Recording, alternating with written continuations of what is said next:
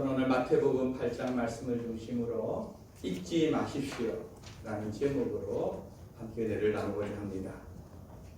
그럼 우리가 인생을 살다 보면은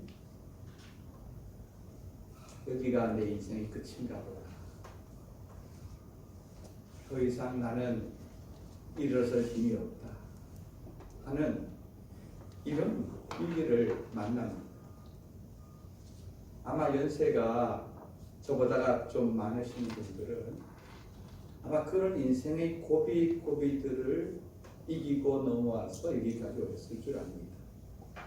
보편적으로 우리가 살다 보면은 적어도 인생에 2번 내지 3번 정도는 그런 위기가 찾아온다고 합니다. 사실 우리 인생이야 매일매일 작고 큰 그런 고난과 어려움이 많이 있지만 그런 것들은 내가 감당할 수 있는 그런 것들입니다. 이기기 때문에 우리가 살아가는 것입니다. 그런데 때로는 내가 도저히 감당할 수 없을 만큼 큰 그런 고통들이 우리 인생에 찾아오기도 하는 것입니다. 그래서 많은 사람들이 그 앞에서 주저앉고 삶을 포기하고 하는 경우가 있는 것입니다. 아마 여러분 가운데서도 우리 인생을 이렇게 돌아보면은 그런 날들을 나는 어떻게 지내왔을까 이렇게 추억하는 분들도 계실 것입니다. 모르겠습니다. 혹 지금 이 자리에 여러분 가운데 여기가 오늘이 나 인생의 끝이 아닌가 하는 그런 생각을 하고 있는 분들도 혹 계실지 모르겠습니다. 오늘 우리가 읽은 본문은 이렇게 감당할 수 없는 커다란 위기를 우리에게 소개해주고 있습니다. 오늘 18절 말씀에 보면은 이 당시 예수님의 인기가 상당한 것으로 보여집니다. 왜냐하면은 많은 무리가 예수님을 에워싸고 있습니다. 이 말은 예수님의 어떤 능력, 그 말씀 이런 것에 매혹되어서 많은 사람들이 주님의 주변에 몰려들었습니다. 그러한 때에 19절 말씀을 보면은 서기관이 예수님께 이렇게 구합니다. 선생님, 어디로 가든지 저는 선생님 따르겠습니다. 여러분 이 말은 저는 예수님이 제자가 되고 싶습니다 하는 이러한 간청인 것입니다. 여러분 이 서기관이란 이런 말, 성경에 보면 바리새인 서기관, 서기관과 바리새인 이런 말들이 자주 나오는데 도대체 서기관은 뭐 하는 사람이고 바리새인은 뭐 하는 사람이고 같은 사람인지 또 다른 분인지 사실 우리 좀 혼란스럽기도 합니다. 서기관이란 말 그대로 한문을 보면 글서자에다가 기록할 기자에다가 관리관자 이렇게 써서 글을 쓰고 관리하는 그런 직책을 서기관이라고 합니다. 이 말은 옛날 그 당시는 전부 어떤 구약 성경이나 이런 것들을 필체로 사람이 직접 옮겨 쓰는데 그걸 뭐 아무나 누구나 할 수 있는 일이 아닌 것입니다. 거룩한 하나님의 말씀을 옮겨 쓰는 이 귀한 일을 서기관이라는 사람이 했고 그러다 보니 성경을 가까이 하고 성경을 연구하고 해석하고 가르치는 일들이 이 서기관들의 몫이었습니다.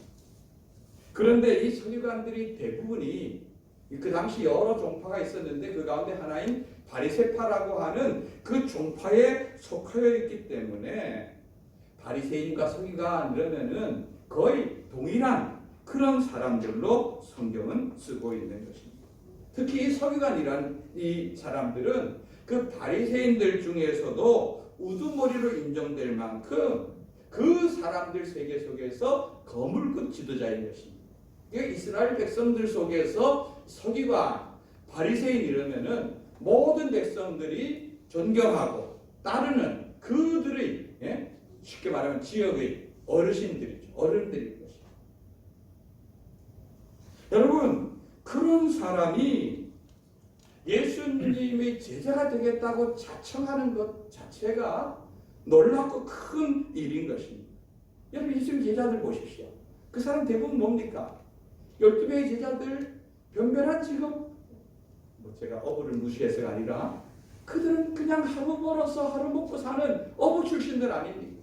저 마태 같은 사람은 세관에서 돈 받던 이스라엘 백성들이 아주 멸시하고 천대하던 그런 직업의 사람 아니었습니까? 그런데 이런 사회적인 명망 있는 지도자가 예수님의 제자가 되려는 것은 굉장히 놀랍고 파격적인 일이죠. 그런데 그에 대한 예수님의 반응은 전혀 의외입니다. 20절 말씀 우리 한번 읽어봅니다. 시작. 예수께서 이르시되 여우도 뿔이 있고 몽둥이 새도 거처가 있으되 인자는 머리 둘 곳이 없다 하시더라. 아멘. 여러분, 예수님이 내가 주님 제자가 되겠습니다 하는 그 서기관의 말에 대한 답이 이 말씀입니다. 예수께서 거기에 대해서 말씀하셨는데 이 말을 읽어보면은 제자 되는 걸 환영한다는 말입니까? 아니면 거절한다는 말입니까? 예? 여러분들 어떻게 느껴져요? 공중의 새도 깃들 곳이 있고 여우도 굴이 있는데 나는 머리 둘 것도 없다. 이 말을 하신 것은 예? 내 제자가 되라는 말입니까? 되지 말라는 말입니까? 되지 말라는 말이죠. 그죠? 예. 이런 걸 잘해야 우리 학생들 학교 국어 공부를 잘하는 거예요. 예. 성경을 보면서 이런 지혜를 배워야 됩니다. 아마 왜 그랬는지 구체적인 것은 나오지 않았지만 아마 예수님은 그 사람의 마음을 읽은 것으로 보여집니다. 예수님은 그 사람에 대해서 너무나 잘 알고 계시죠. 너는 내가 병 고치고 많은 사람이 나를 따르고 그러니까 내가 뭔가 이 땅에서 한자리 하고 뭔가 이 땅에서 뭔가 이루고 나를 따르면은 너도 뭔가 더 돋볼 그런 마음 가지고 따르는데 나는 머리 들 것도 없는 인생입니다. 그런 가치관으로 나를 따라서는 안 된다 하는 그런 예수님의 완곡한 거절인 것입니다. 그런데 이어서 예수님의 제자 중에 하나, 이 제자가 누구인지는 몰라도 급한 일이 생겼습니다. 어떤 일입니까? 아버지가 돌아가셨습니다. 그래서 예수님께 구합니다. 예수님, 내 아버지가 돌아가셨는데 빨리 가서 장례 치르고 오겠습니다. 보내주세요. 그런데 뭐라고 합니까? 22절 우리 한번 읽어봅니다. 시작. 예수께서 이르시되 그들을 죽은 자들을 장사하게 하고 너는 나를 따르라 하십니다. 가란 얘기입니까? 가지 말란 얘기입니까? 가지 말란 얘기. 예. 한번 보니까 두 번째 건 잘 보시네요. 가지 말란. 여러분, 우리가 이걸 잘못 오해해서 성경에는 부모가 죽어도 예수님이 장례 치르지 말라 그랬다. 가지 말라 했다. 성경적이 아니다. 이거는 성경을 잘못 해석하는 겁니다. 네? 여러분, 여기서 말하는 예수님의 의도는 급박성인 것입니다. 너가 지금 나를 따르는 일이 훨씬 더 중요하고 하니까 지금 너의 그 모든 우선순위를 나를 따르는 데 초점을 맞추고 해라 하는 그런 제자도에 대한 것을 관점을 가지고 있지. 예수님이 결코 장례를 부인하거나 이렇게 하는 것은 아닌 것입니다. 여러분, 그리고 나서 제자들은 예수님께서 여기 18절에 보면은 건너편 마을로 가자. 이렇게 제자들에게 명해서 배를 타고 떠나는 장면이 나옵니다. 배를 타고 떠났을 때 여러분, 예수님이 제자들 대부분 어부니까 그들이 갈릴리 바다에서 수십 년 동안 뼈가 굵은 사람들 아닙니까? 그러니까 그 제자들이 배를 젓고 그리고 예수님은 아마 피곤하니까 한쪽 구석에서 눈을 감고 잠을 청하셨던 것으로 보여집니다. 그런데 갑자기 떠날 때 잔잔했던 그 갈릴리 호수가 갑자기 바람이 불기 시작하더니 도저히 이 바다에 익숙한 제자들조차도 감당할 수 없는 그러한 큰 태풍이 일어나기 시작합니다. 배에 물이 들어옵니다. 배가 금방이라도 가라앉을 것 같습니다. 여러분, 아무리 그들이 이 바다에 익숙하고 노졌는데 익숙하다 할지라도 이런 바다 가운데서 그 조그마한 배는 정말 큰 위기였을 것이고 이제 그런 위기가 다 다쳤을 때 마지막 순간에 제자들은 죽으시고 있는 예수님께 예수님 우리 좀 살려주세요 하고 구하고, 그 예수님이 일어나서 바람을 꾸짖으시고 바람을 잠잠하게 하시는 것입니다. 그리고 예수님이 비로소 건너편 가드보자 하는 곳으로 건너갔다는 것이 오늘 말씀인 것입니다. 여러분, 이 말씀 속에서 우리가 생각해 볼 것은 이것입니다. 첫째는요, 예수님이 나와 함께 하신다는 이 사실을 여러분 잊지 마시기 바랍니다. 여러분, 분명히 이 항해를 명한 것은 누가 명령했습니까? 예수님이 명령했습니다. 제자들은 그 예수님 말씀에 순종해서 배를 띄운 것입니다. 그러나 예수님 말씀에 순종했음에도 불구하고 그들이 가는 길은 평탄한 그런 바다가 아니었습니다. 여러분, 우리가 신앙생활을 잘하고 말씀대로 살려고 노력을 하지만 우리 인생을 살다 보면은 내가 원치 않는, 뜻하지 않는 그런 풍랑과 위기를 우리는 만나게 되어 있다는 것입니다. 이스라엘 백성들이 저 애굽에서 나올 때 그들은 얼마나 많은 기대가 있었을까요? 아마 그들은 우리가 애굽, 이 지긋지긋하고 노예생활하는 애굽에서 탈출하면은 이제 우리는 곧 젖과 꿀이 흐르는 가나안 땅이 기다리고 있을 것이다, 이렇게 했는데, 여러분, 그들 앞에 금방 가나안 땅이 펼쳐진 것이 아니라 그들은 홍해를 건너서 광야의 여정을 걸어가야 됐습니다. 그리고 광야라는 곳은 아주 메마른 곳입니다. 물도 없는 곳입니다. 먹을 양식은 더더욱 없는 것입니다. 이런 곳을 걸어가다 보니까 이 자기가 나온 애굽과 너무 비교가 되는, 애굽에서는 그래도 노동을 하고 고생을 해도 돌아가서 잘 집이 있고 그날 그래도 먹을 양식이 있고 가끔은 고기가 막힐 때도 앉기도 하고 이랬는데, 이 광야의 여정을 걸어가다 보니까 목이 말라도 마실 수 있는 물도 없고 양식은 다 떨어져 가는데 먹을 양식은 없고 머물 수 있는 집은 없는 이 상황 속에 이스라엘 백성들의 마음이 점점 불안해지는 것입니다. 그러니까 그들은 이런 어려움과 고난을 당할 때마다 하나님을 원망하고 하나님 보낸 모세를 원망하고 그들을 향해서 불평과 불만을 늘어놓기 시작했던 것입니다. 여러분, 이게 한두 번이 아닙니다. 성경에 보면 물 없으면 물 없다고 원망하고, 물 있으면 물 있다고 원망하고, 양식 떨어지면 양식 떨어졌다고 원망하고, 고기 없으면 고기 먹고 싶다고 원망하고, 그들이 맨 길이 나쁘다고 원망하고, 가는 곳곳마다 원망과 불평 투성인 것을 알 수가 있습니다.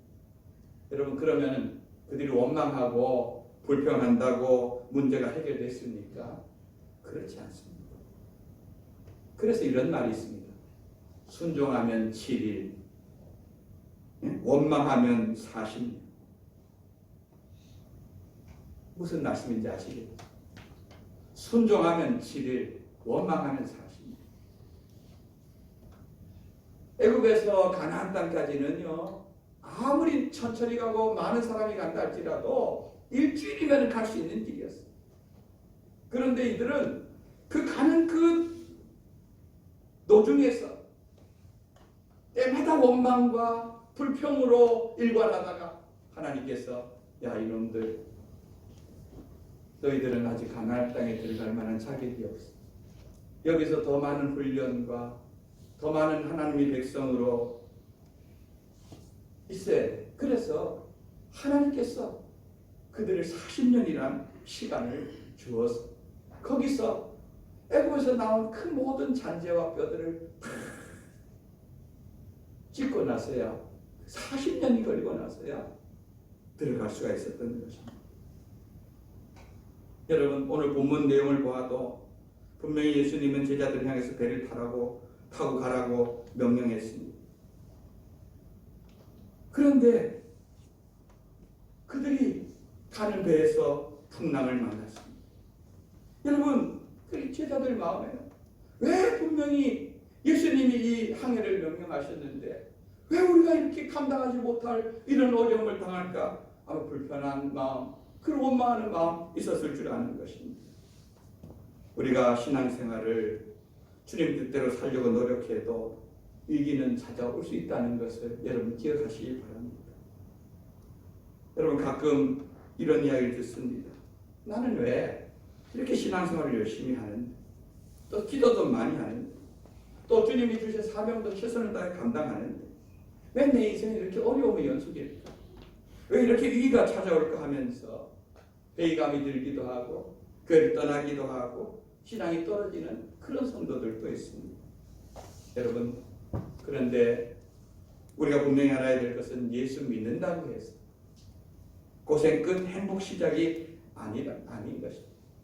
예수님은 한 번도 그런 약속을 하신 적이 없습니다. 오히려 예수님은 나를 따라오려거든 자기를 부인하고 그 다음 뭡니까? 자기 십자가를 지고 나를 따르라. 주님은 그렇게 말씀하고 있습니다. 그게 주님을 따르는 사람들이 가져야 될 태도인 것입니다. 오늘 본문 말씀 속에서 우리가 절대로 잊지 말아야 될 것이 있습니다. 제자들만 풍랑을 만나는 것이 아니라 그 풍랑이 있는 바다 뱃속에 예수님도 함께 계시다는 사실인 것입니다. 여러분, 우리는 그 사실을 놓치면 왜 나만, 왜 나에게만 이런 고통과 이런 어려움 이렇게 생각하는 것입니다. 최의순 장로님이라는 분이 계십니다. 제가 아마 여러분에게 그 책도 죽게 하듯 하라는 책, 그 외에도 뭐 하늘 경영 등 여러 책들을 이분이 쓰셨죠. 장로님이신데 아마 성도 여러분 가운데서도 많은 분들이 이분이 책을 접하면서 은혜를 받았을 겁니다. 이분은 그 중고등학교 시절에 꿈이 있었습니다. 세 가지 꿈인데 하나만 말씀드리면, 나는 나중에 이제 어른이 되고 그러면은 교회 전 세계적으로 교회를 100개를 건축하겠다. 여러분, 교회 100개를 건축한다는 게 쉬운 일입니까? 그죠? 한 개만 해도 참 쉽지 않은데 내가 그런데 이 사람 100개, 근데 제가 알기로는 벌써 100개의 건축의 꿈을 다 이루고 지금은 200개의 건축을 위해서 지금도 열심히 사역하고 계시는 것을 알 수가 있는 참 귀한 분입니다. 이렇게 주님 잘 섬기고 세계적으로 복음 전하고 귀하게 쓰임 받는 분은 어려움이 없을 것 같습니까? 이분도요, 인생에 제가 알기로도 몇 번의 그런 큰 풍랑이 일었습니다. 제일 큰 어려움 중에 하나는 이분이 이제 수원 근처에서 그 공장을 하시다가 배우 그 계열 회사를 하다가 좀 더 사업을 확장하고 하기 위해서 천안으로 부지를 마련해서 거기다가 공장을 짓고 있었습니다. 더 확장해서 공장을 짓고 있었는데 이제 공장을 이제 대지 2개를 사서 1대지에다 공장을 짓고 두 번째 2대지 공장을 짓고 있는 가운데 그만 저녁에 전화가 온 겁니다. 뭐라고 전화 왔을까요? 사장님 큰일 났습니다. 지금 공장에 불이 났습니다. 천안시 주변에 있는 28대의 소방차가 동원돼도 그 불을 잡지 못했습니다. 건물 새끼등들이 엿가락처럼 다 녹아버렸습니다. 그리고 건물을 아직 다 완공하기 전이었기 때문에 보험도 틀어놓지 않았습니다. 하루아침에 완전히 쫄딱 망한 거죠. 현장에 도착해보니 그 불길 속에 공장은 시꺼먼 새까만 잿더미로 변했습니다. 그렇다고 해서 공장은 그냥 닫아버리면 끝난 일이 아닙니다. 직원들이 와서 이 장로님의 바지가랑을 붙잡고 장로님 어떻게 해요? 같이 앉아서 통곡합니다.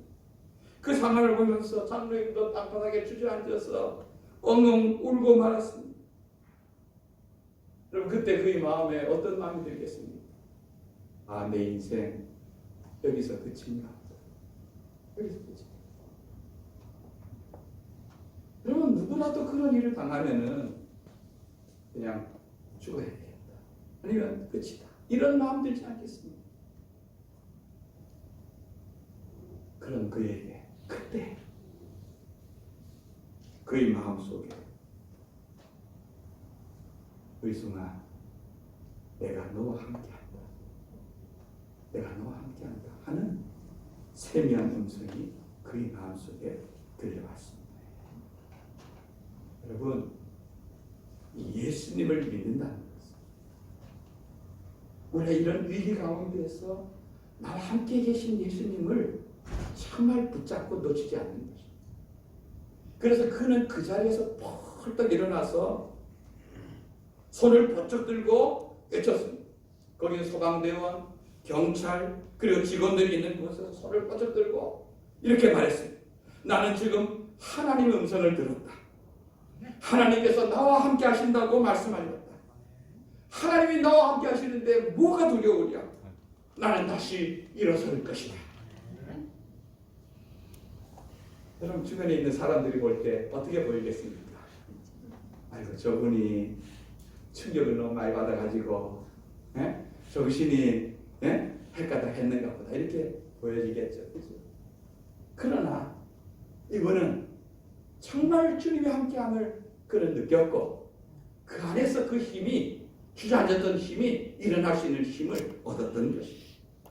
그래서 현장에는 자기 직원들에게 현장에 화재 수습을 부탁해 놓고 요한방을 하나 잡고 사태 해결에 나섰습니다. 그럼 불이 나고 그랬으니까 공장을 짓고 이러면은 그게 뭐 자기 돈으로 다 짓습니까? 은행이라든가 아는 사람들이나 이런 데 돈을 빌려서 지으니까 채권자가 무려 32명이나 됐어요. 그러면 이 사람들이 한꺼번에 당신이 이제 저 부돈 불났으니까 우리 돈 갚으라고 다 덤벼들면은 꼼짝없이 그냥 다 부도 처리해버리고 감옥 가고 이렇게 돼버리고 마는 겁니다. 근데 그 요한에 묵으면서 자기를 찾아오는 그 채권자들을 10분 간격으로 만나기 시작했습니다. 그래서 그들에게 말씀했습니다. 지금은 부채 상환이 불가능합니다. 1년만 참아주십시오. 그러면 반드시 약속을 지킬 것입니다. 여러분, 그런데 하나님께서 놀랍게 역사해 주셨습니다. 그 32명 모두가 흔쾌하게 장로님의 제안에 동의를 해 주었습니다. 그분들이 오히려 그를 위로하면서 이렇게 얘기를 합니다. 사장님, 당신은 대기업 사장까지 지낸 분이지만 지금까지 우리를 너무 따뜻하게 대해 주었습니다. 이제는 우리가 그렇게 당신을 대할 것입니다. 사태가 정리될 때까지 기다려주겠습니다. 그래서 이 장로님은 다시 거기서 힘을 넣어서 일어났어요. 다시 그 모든 것을 회복했고 지금도 하나님 나라에서 귀하게 쓰임받고 있는 줄 믿습니다. 여러분, 이것이 우리 그리스도인들이 걸어가야 될 길인 줄 믿습니다.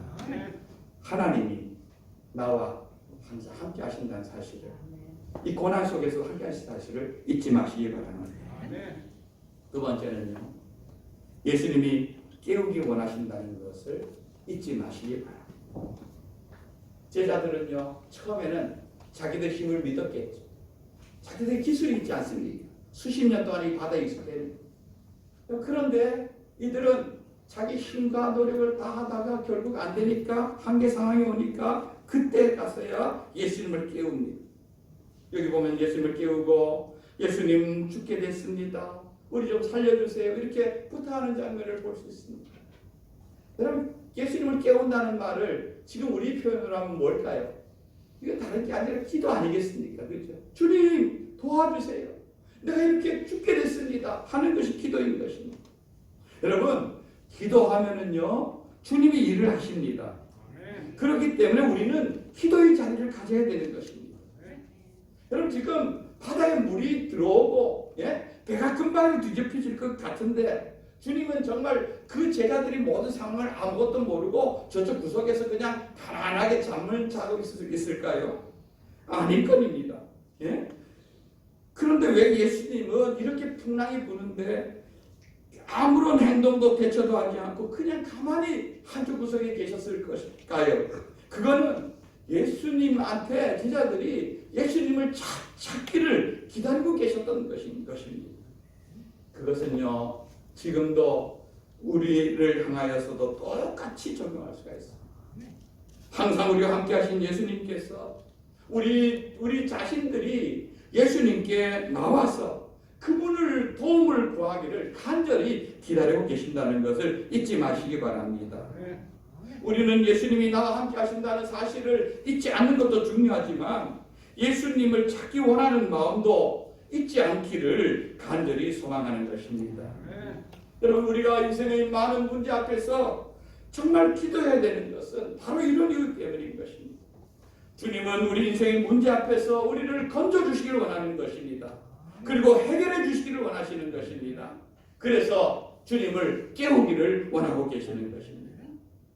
여러분, 그러기에 저와 성도님들이 더 많이 기도하셨습니다. 지금 우리가 얼마나 어려운 상황 속에서 살아가고 있습니까? 아마 여러분의 기업과 여러분의 가정과 건강과 많은 문제 가운데 기도하고 구해야 될 문제가 얼마나 많이 있습니까? 그런 가운데 주님께 구하고 구하여서 주님의 은혜를 누리는 모든 성도들이 되기를 주님의 이름으로 축원드립니다. 말씀을 정리합니다. 여러분, 우리가 기도로 주님을 깨우면요, 우리 인생의 배에 찾아온 커다란 풍파와 어려움은 곧 잠잠해질 것입니다. 그리고 우리가 그토록 원하던 저 소망의 항구에 이르도록 해주실 줄 믿습니다. 그러기에 풍랑을 만날 때 내 힘과 세상의 방법으로 해결하기 위한 노력하지 마시고 나와 함께 계신 주님, 또 나를 찾기를 원하시는 그 주님을 깨움으로 말미암아 우리 삶이 주의 평안과 은혜가 넘치는 복된 삶 되기를 주님의 이름으로 축원드립니다. 아멘.